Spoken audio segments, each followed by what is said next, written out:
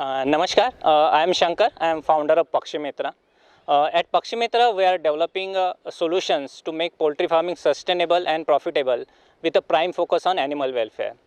We have started our journey by developing an agriculture implement for the poultry to perform the laborious raking operation, which is a 5-6 decade old problem.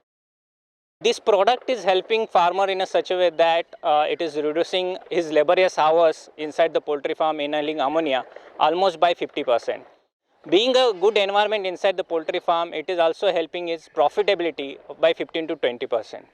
We are proud that we are grantee at the managed cohort 4, and during this process we learn two aspects majorly. We had an engineering background, but we learn about the accounting practice and more importantly about the IPR conditions.